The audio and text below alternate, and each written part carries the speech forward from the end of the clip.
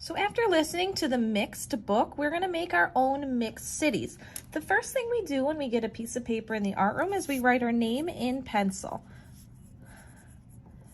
Then we flip our sheet over.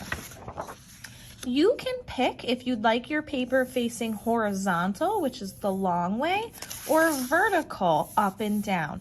I'm going to do mine vertical because I want my cityscape to look really, really tall. So I'm going to turn mine this way.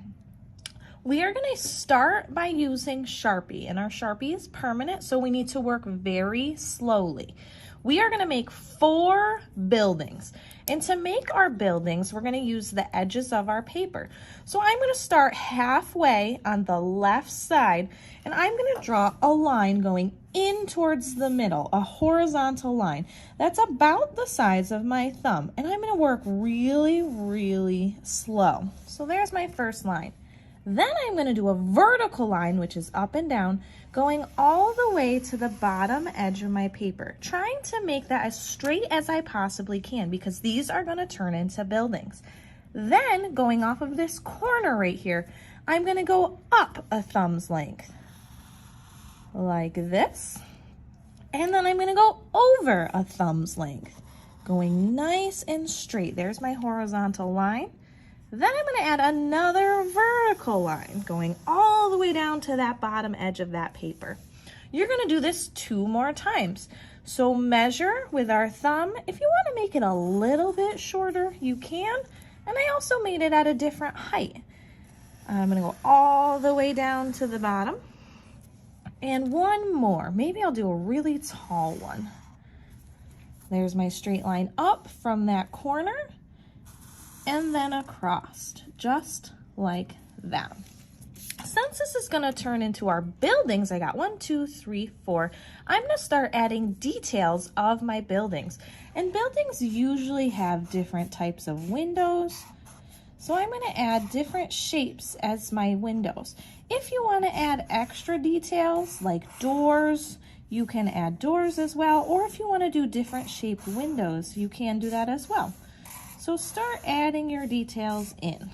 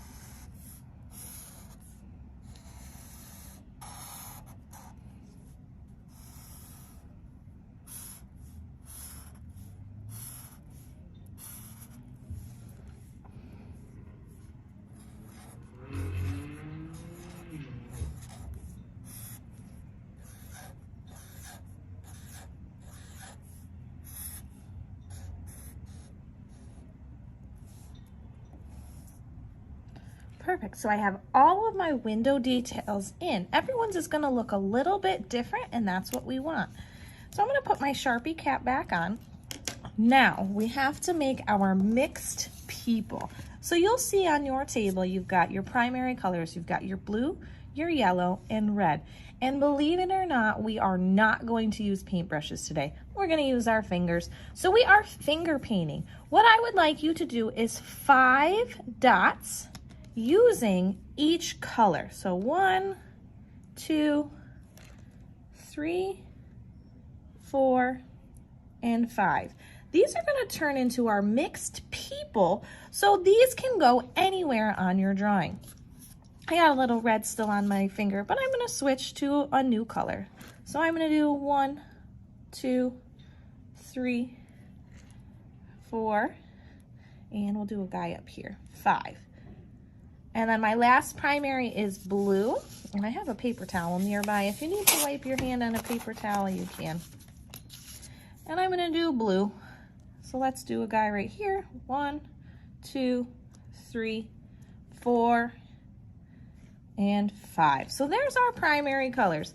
We now need to mix our secondary colors. So if you look on your paper plate, we have a spot where we can mix 2 colors. So here's my blue, and here's my red. What color is it gonna make? Blue plus red equals purple. I mixed my own purple color. That's why the book is called Mixed. So I'm gonna add 5 purple. 1, 2, 3, 4, and 5. Wipe that finger off.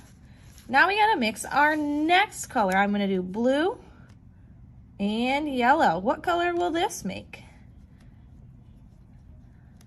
Voila! You got it. That's green.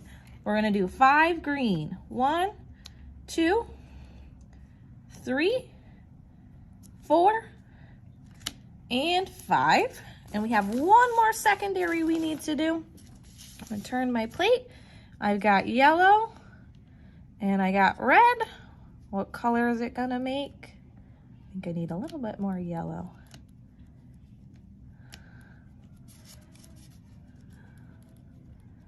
There it is. There is our orange. And you guessed it, you're doing 5 orange. 1, 2, 3, 4, and we'll do 1 right here. 5. Perfect.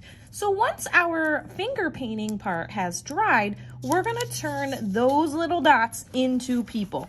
But we can't do that until they're dry. So make sure your fingers are nice and clean, and make sure that your paper goes into the drying rack. So pick it up, hold it like a pizza, and bring it all the way over to the drying rack.